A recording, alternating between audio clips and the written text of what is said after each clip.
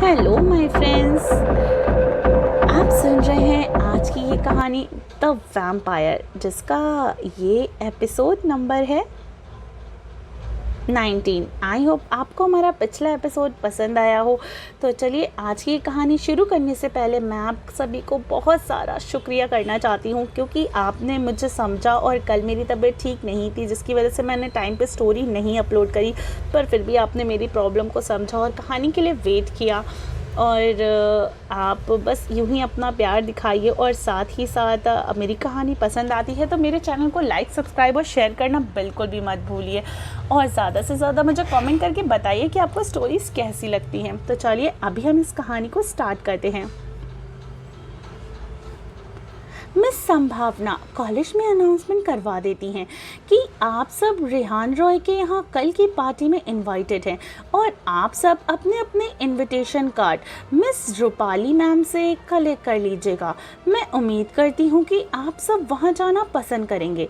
ये सुनकर सब खुश हो जाते हैं, क्योंकि ये उनमें से ज़्यादातर लोगों का सपना ही था।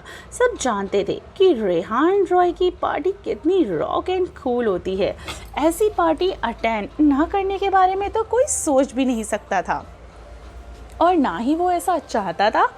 सब पार्टी को लेकर ही बातें कर रहे थे। जिसे देखो उसकी जुबान पर बस एक ही बात थी कि कल की पार्टी के बारे में। आधे लोगों का तो गॉसिप उनकी ड्रेस, हेयर स्टाइल और महंगी ड्रिंक्स को लेकर था, और वहीं आयशा और उसका ग्रुप वह सबकी पार्टी को लेकर एक्साइटेड थे। आयशा कहती है, सुनने में आया है कि रेहान का भाई यहाँ एडमिशन ले रहा है। जब रेहान खुद इतना हैंडसम है, तब उसका भाई कैसा होगा यार। आयशा की दोस्त वहीं प्रिया कहती है, मुझे लग रहा है कि वो रेहान से भी ज़्यादा हैंडसम होगा। वहीं ख्वाहिश और उसके ग्रुप की वो पार्टी को लेकर बातें कर रहे थे। अंशु कहता है, इसका मतलब ये रेहान यहाँ इस पार्टी के लिए आया था।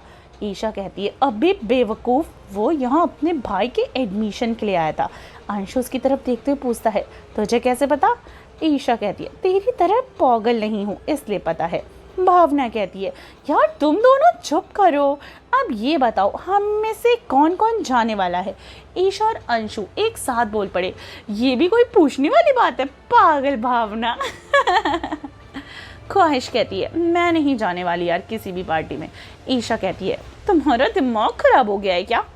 मुझे गुस्सा मत दिलाओ। देखो, शिव कहता है, ख्वाहिश नहीं यार, प्लीज़ चलो ना, अगर तुम नहीं जाओगे तो फिर यार मैं भी नहीं जाऊँगा। तभी जानरीना वहाँ आते हुए कहती है, क्या तुम लोग इस पार्टी में जाने वाले हो? शिव कहता है, ये ख्वाहिश नहीं जा रही, इसलिए कोई नहीं जा रहा। ख्वाहिश कहती है, शिव तुम पागल हो गए हो क्या?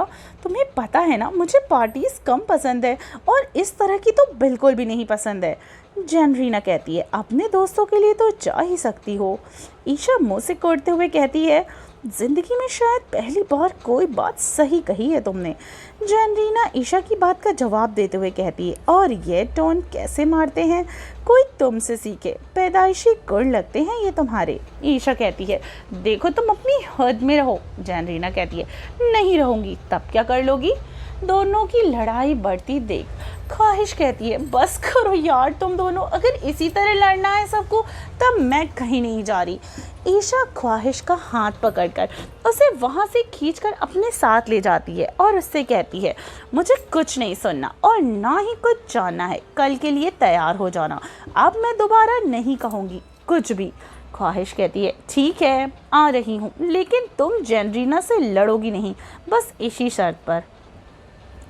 ईशा कहती है, ठीक है, उस चुड़ैल को देखकर भी नहीं देखूंगी।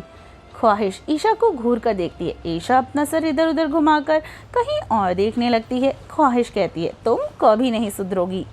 ईशा उसके गले लगते हुए कहती है, तुम मुझे कभी सुधरने ही नहीं देती।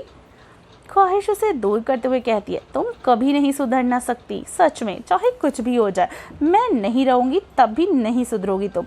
ईशा कहती है, मैं तुम्हें कहीं जाने ही नहीं दूंगी, तब ना कहीं भी जाओगी, और पीछे पीछे मैं ज़रूर चली आऊँगी। अंशु कहता है, आते हुए कहता है कि तुम हो ही भूतनी जो एक बार किसी से चिपक जाए उसका पीछा 100 जन्मों तक नहीं छोड़ती। ईशा कहती है, ए कबाब में अड्डी, चल निकल यहाँ से। वरना इतनी जोर से पंच मारूंगी कि तू रोने लगेगा। अंशु मुंह बनाते हुए कहता है, यार इसके अलावा तुझे कुछ और आता भी है यानी कि तू पक्की वाली चुड़ैल है। ईशा कहती है, रुक रुक, तुझे मैं भूत बनाती हूँ तभी तू मानेगा लगता है। अंशु वहाँ से निकल लेता है। अंशु आगे आगे और ईशा पीछे पीछे। अंशु चिल्लाते हुए शिव शिव के पास आ जाता है। चुड़ैल पीछे लगी है मेरे, प्लीज़ मुझे बचा ले यार, कोई तो इस चुड़ैल से मेरा पीछा छुड़वाओ। शिव ईशा को रोक लेता है और इससे पूछता है, क्या कहा ख्वाहिश ने? भावना भी पूछती है, बता यार क्या कहा उसने, आ रही है या नहीं वो? ख्वाहिश वहाँ आते हुए कहती है, हाँ बाबा आ रही हूँ मैं, लेकिन एक शर्त में कि कोई भी नहीं लड़ेगा। अंशु कहता है, ये शर्त तोड़ रही है मुझसे लड़कर। ईशा उसके पास आ जाती है और उससे मारने के लिए पंच बनाती है। वैसे ही ख्वाहिश दोनों को स्टैचू बोल देती है। दोनों अपनी अपनी जगहों पर रुक जाते हैं। भावना जल्दी से कैमरा निकालकर अब दोनों की फोटोज क्लिक कर लेती है। ख्वाहिश स्टैचू बोलकर कहती है, कोई नहीं लड़ेगा, मतलब कोई भी नहीं। ये बोलकर वो मूव कर देती है। ईशा उसके मूव कहते ही बोलती है, लेकिन मेरा बदला इससे उसका क्या होगा? ख्वाहिश कहती है, मुझे नहीं पता, अभी और कर लेना तुम लोग।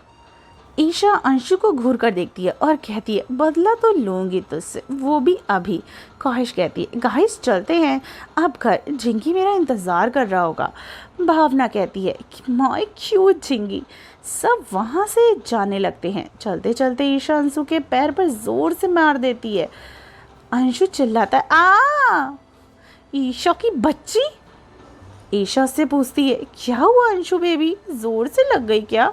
अंशु कराते हुए, तू पक्की वाली चुड़ैल है सच में, मार कर हमदर्दी जता रही है। ईशा कहती है, मुझसे पंगा लेने वालों का यही होता है, जो अभी तेरे साथ हुआ। ख्वाहिश पूछती है, क्या हुआ तुम दोनों को? दोनों एक साथ कहते, अरे कुछ नहीं कुछ नहीं। अंशु धीरे से ईशा से कहता है, इसका बदला अब पार्टी के बाद लूँगा तुझसे। ईशा उससे घूरते हुए कहती है, तब भी यही होगा तेरे साथ। शिव उन दोनों से कहता है, गाइस सब वक्त पर तैयार हो जाना, मैं सबको पैक कर लूँगा। ईशा चहक कर कहती है, मेरी मर्सिडीज नहीं, सच में यार तू अपनी मर्सिडीज से आएगा? सच में, लेकिन मैं उसे ड्राइव करूँगी, ठीक है? शिव कहता है, तुम ड्राइव करोगी? कभी भी नहीं, ड्राइविंग से ज़्यादा ध्यान तेरा बातों पे होगा, कहीं इसके चक्कर में हम सब पार्टी जाने की वजह ऊपर ही ना पहुंच जाएं। तुम कभी भी ड्राइव नहीं करोगी, समझी? चुपचाप मेरे साथ बैठकर चलना। ईशा मुंह से कोड़ लेती है। अंशु उस पर हंसने लगता है। शिव अंशु को हंसते देखकर कहता है, तुझे भी नहीं मिलेगी कभी भी ड्राइविंग करने को, समझा? क्योंकि तुम दोनों बिल्कुल एक जैसे हो, मुझे तुम सब की बहुत ज़्यादा परवाह है। ईशा कहती है, शिव तू ज़्यादा इतरा मत, समझा? तुझे हमसे ज़्यादा तेरी कार की पड़ी है, सब पता है मुझे। अब तू देखना कल मैं क्या करती हूँ तेरी कार के साथ। ख्वाहिश कहती है, ईशा बस बहुत हो गया यार, वो सही कह रहा है और तुम कुछ भी ऐसा वैसा नहीं करने वाली। ये कहकर शिव से कहती है, तुम चिंता मत करना, ऐसे मैं देख लूँगी कल। फिर ईशा से कहती है, तुम बहुत ज़्यादा शरारती होती जा रही हो। अंशु कहता है, सही कह रही हो यार तुम। ख्वाहिश ये शतरंजी बंदरिया बनती जा रही है। अंशु की बात सुनकर सब हंसने लगते हैं। ख्वाहिश अंशु से कहती है, और तुम शरारती बंदर। सब उसके साथ ईशा भी हंसने लगती है। सब एक दूसरे को बाय कहकर अपने अपने घर चले जाते हैं। अगला दिन शाम के 5 बजे सब पार्टी में जाने के लिए तैयार होने लगते हैं। पार्टी की थीम थी ब्लैक ड्रेस, सबके, लड़के और लड़कियां दोनों के लिए। सब रेडी हो चुके थे। शिव उन सबको लेने आता है।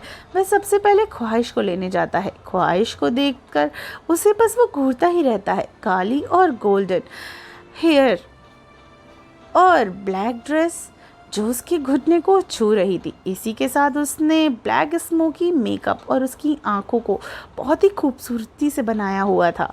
ख्वाहिश कहती है, ये ड्रेस मुझ पर अच्छी नहीं लग रही ना?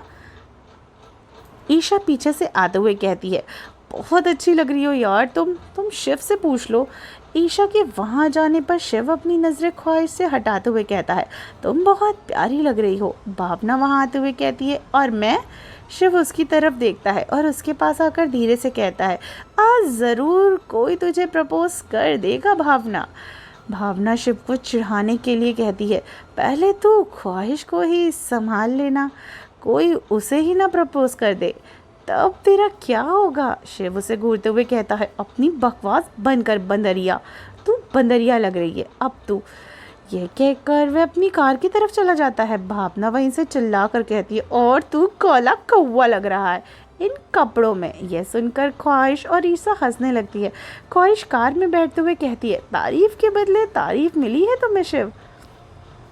शिव ख्वाहिश की तरफ देखते हुए पूछता है, अच्छा नहीं लग रहा क्या मैं? तभी ख्वाहिश भावना की तरफ देखते हुए कहती है, तुम बहुत अच्छे लग रहे हो। ईशा कहती है, मुझे तो तुम बिल्कुल काले कौवे की तरह लग रहे हो। शिव चिढ़ते हुए कहता, ईशा तुमसे नहीं पूछा था मैंने। ईशा उसे जवाब देते हुए, मुझे किसी के इनविटेशन की ज़रूरत नहीं है कुछ भी बताने के लिए। ख्वाहिश कहती है, अब चलें, अंशु और जनरीना दोनों हमारा इंतज़ार कर रहे हैं। शिव ईशा को टॉन्ट मारते हुए कहता है, ये काली बिल्ली अपना मुंह बंद करेगी तभी तो हम चलेंगे ना।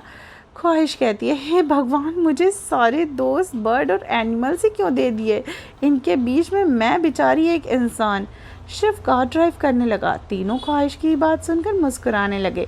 थोड़ी ही देर में वह सब अंशु के घर के बाहर होते। अंशु कार में आकर बैठते हुए कहता है, इन 3 चुड़ैलों को लेने तूने पूरा 1 घंटा लगा दिया। ख्वाहिश कहती है, अब बस इसी की कमी रह गई थी। अंशु पूछता है, क्या मतलब?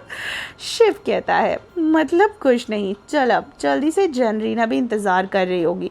जनरीना को पिक करके वह सब पार्टी वाली जगह पर पहुंचने के लिए निकल जाते हैं। रास्ते में अंशु और ईशा अपनी बकबक के साथ लगे थे और किसी को भी यह एहसास नहीं होता कि वह सब कब पहुँच गए। रॉय मेंशन आहान अपना ब्लैक ब्लेजर पहने हुए आईने के सामने खड़ा हुआ था और कहता है, तुम आओगी ना? ख्वाहिश, मैं ये सब तुम्हारे लिए ही कर रहा हूँ। रेहान उसके कमरे में आते हुए कहता है, वो ज़रूर आएगी, अब तुम चलो मेरे साथ, सब आ चुके हैं, शायद वे भी आ गई हो। आरफ कहता है, हाँ चलो। रेहान कहता है, यानी युग उर्फ रेहान, थोड़ी सी स्माइल ले आओ यार फेस पर, उसे क्या ये मुरझाया हुआ चेहरा दिखाओगे? आरफ कहता है, तुम चलो चुप होकर नीचे, मेरा मन करेगा तब मैं मुस्कुरा दूंगा। युग कहता है, ठीक है मिस्टर अकड़ू, चलो। आरफ उसे घूरता है। युग मुस्कुरा देता है। युग नीचे आता है। ख्वाहिश और उसका ग्रुप भी वहाँ पे आ चुका था। शिव कार पार्क करता है और उन्हें वहीं बाहर आयशा और उनका ग्रुप भी मिल जाता है। ख्वाहिश का ध्यान कहीं और होता है। आयशा इस बार का फ़ायदा उठाकर ख्वाहिश को पैर अड़ाकर गिराने की कोशिश करती है, लेकिन जनरीना बीच में आते हुए उसे बचा लेती है। वो आयशा से कहती है, अपनी औकात में रहो, नहीं तो किसी को दिखाने लायक नहीं रहोगी अपना मुंह। आयशा का पूरा ग्रुप और ख्वाहिश का पूरा ग्रुप आमने सामने आ जाता है और टशन के साथ उन सबको अंदर आवाज़ सुनाई देती है, hello my dear friends, I hope सब आ गए होंगे यहाँ। मैं हूँ रेहान रॉय, आप सबको अपने दिल से आपका स्वागत करता हूँ। ये सुनकर वह सब एक दूसरे को टशन देने बंद कर देते हैं और अंदर चले आते हैं। वहीं रेहान अपनी बात कंटिन्यू कहता है, मुझे बहुत खुशी हुई आप सबको यहाँ देखकर। इस शहर में आने के बाद मैंने पार्टीज़ तो बहुत की, लेकिन ये पार्टी मेरे लिए सबसे अलग और ख़ास है और आप लोग इसका कारण भी जानना चाहेंगे। इसका कारण है मेरा परिवार, जो कि इतने दिनों के बाद मेरे पास लौटकर आया है और आज मैं बहुत खुश हूँ उन्हें आप सबसे मिलवाते हुए। बस उसके पास खड़ी रिया का हाथ पकड़कर कहता है, ये है मेरी मॉम मिस रिया रॉय, और दूसरी तरफ खड़े हैं अजय का हाथ पकड़कर कहता है, ये है मेरे डैड मिस्टर अजय रॉय, और ये है मेरा भाई आरव रॉय, जो आपके साथ आपके ही कॉलेज का हिस्सा बनने वाला है। और ये हमारे यहाँ मिलने का उद्देश्य भी यही है कि आप सब मेरे परिवार से मिलने के साथ साथ मेरे भाई से भी मिल लें। और एक और सदस्य है, मेरी सबसे छोटी बहन कैरी, जो जल्द ही आरव के साथ आपके कॉलेज का हिस्सा बनेगी। मेरे ख्याल से अभी के लिए बहुत हो गया, आप सब पार्टी को एंजॉय करें। सब आरफ को देखकर कहते हैं, वाओ, ये तो रेहान से भी ज़्यादा हैंडसम और स्मार्ट है। सारी लड़कियां उसके पीछे ही भागेंगी, अब क्या होगा हमारा। कोई एक कहता है, उधर भी देख लो, कोई वो भी हमारे कॉलेज में आने वाली है। एक लड़का कहता है, ये सब बाद में सोचना, पहले बियर का हाथ साफ कर लेते हैं यार। लड़कों का ग्रुप बियर सेक्शन में तरफ चला जाता है। कुछ पूल साइड पे डांस और मस्ती कर रहे थे और लड़कियां आरफ के साथ सेल्फी खिंचवाने की कोशिश में थी। आरफ की नज़रें किसी को ढूंढ रही थी, तो वो एक ही थी, ख्वाहिश, उसकी ख्वाहिश। जेनरीना आरफ को देखकर कहती है, आरफ तुम वापस आ गए। जेनी के चेहरे पर मुस्कुराहट आ जाती है। उसे देखकर वह मन ही मन कहती है, मुझे कब से इस पल का इंतज़ार था, तुम्हारे लौटने का आरफ। रिया और अजय, आपको इतने सालों बाद देखकर बहुत खुशी हो रही है मुझे। बस कैरी है यहाँ, बाकी सब कहाँ हैं? क्या वह सब ठीक नहीं है? क्या हमने उन्हें खो दिया? जेनी के दिमाग में इतने सारे सवाल आने लगे, लेकिन वह ना तो किसी से मिली है और ना ही उनके सामने आती है। आरव उन लड़कियों से परेशान हो जाता है, लेकिन वहाँ तो अपनी ताकत का इस्तेमाल भी नहीं कर सकता। आरव उन सब से कहता है, मैं कोई सेलिब्रिटी नहीं हूँ, मुझे लगता है आप सबको पार्टी एंजॉय करनी चाहिए। आरव एक सेकंड के लिए सब रोक देता है और वहाँ से स्पीड में निकल जाता है। यह सब एक सेकंड के लिए ही होता है, इसलिए किसी को कोई एहसास भी नहीं होता। आरब के इस जादू का असर वहाँ पर सब कुछ लोगों को नहीं होता। ख्वाहिश और जेनरीना पर ख्वाहिश सोचती है, मुझे ऐसा क्यों लगा कि जैसे एक पल के लिए सब थम गया, और ये तो वही है जिसने झिंगी को ढूंढा था। शिव ख्वाहिश की तरफ अपना हाथ आगे करते हुए कहता है, डांस करोगी मेरे साथ? ख्वाहिश सोच में थी, वह कोई जवाब नहीं देती।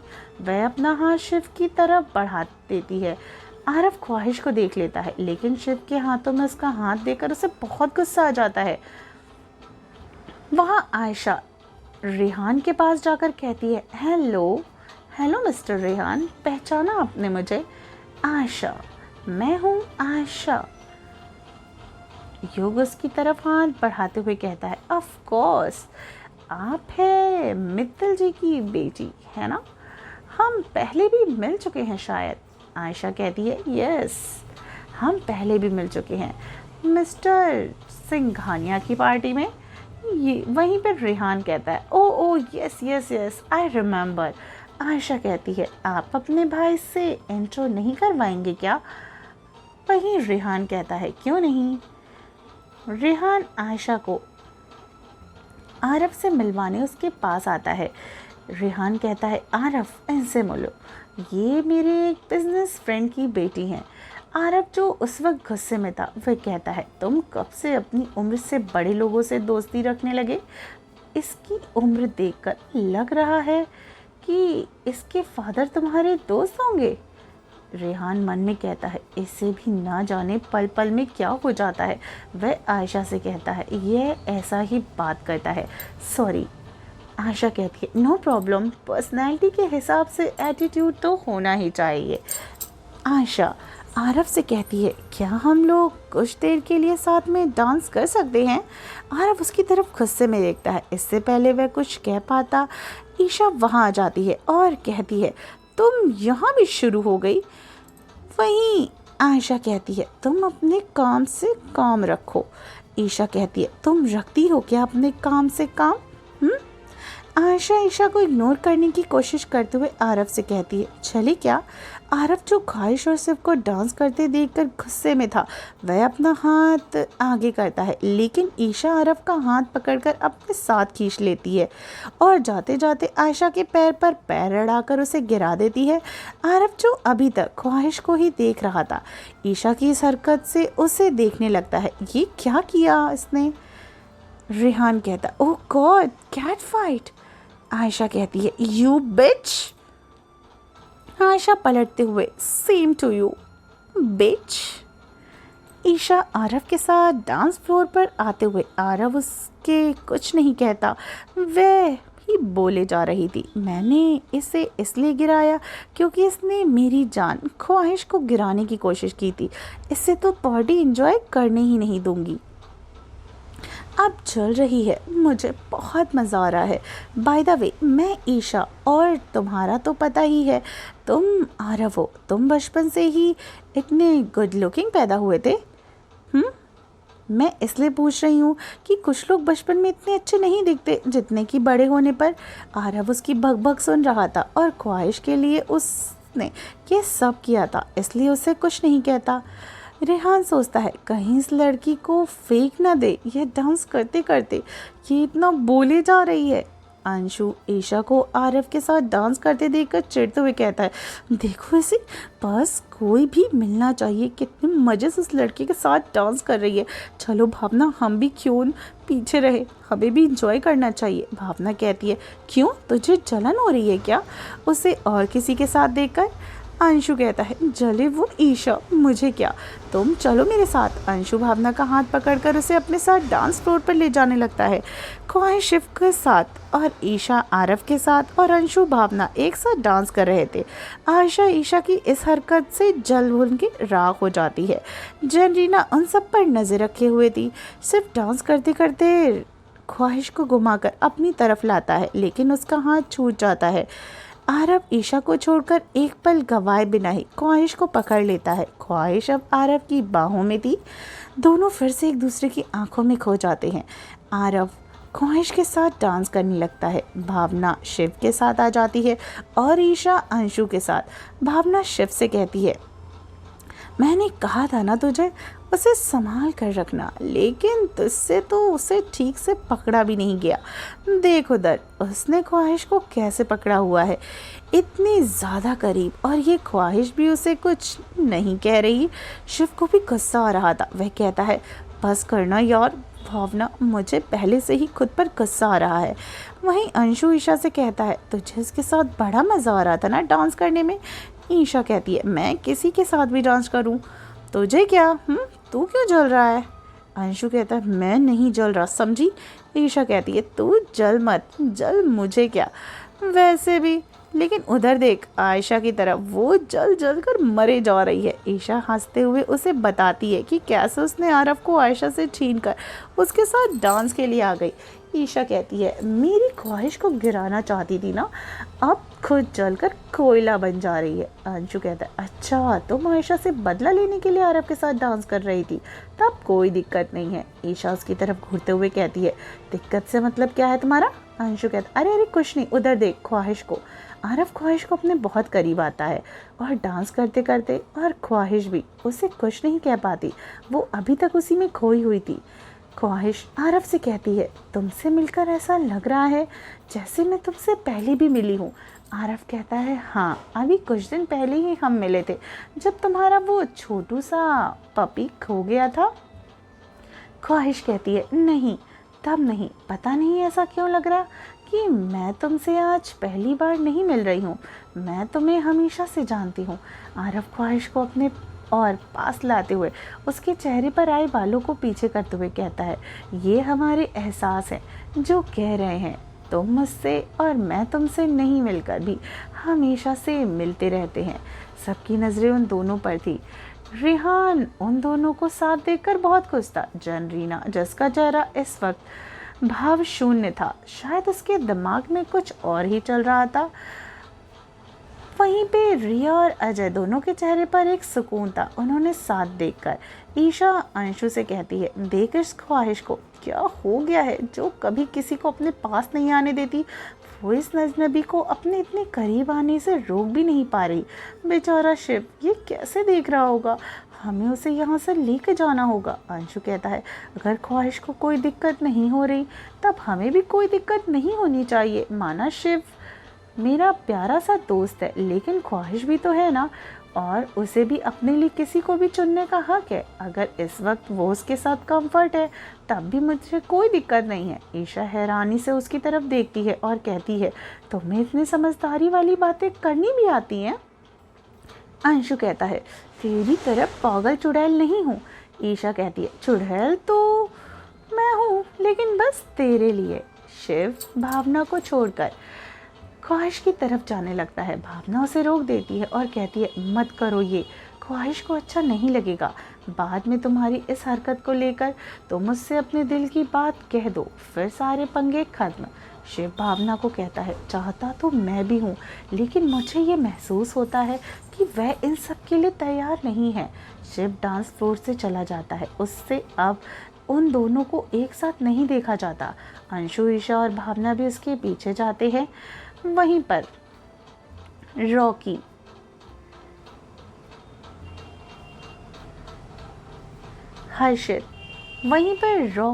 हर्षित साहिल और साथ ही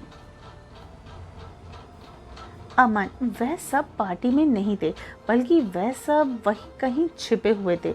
किसी की तरह के खतरे से लड़ने के लिए पहले से ही तैयार थे।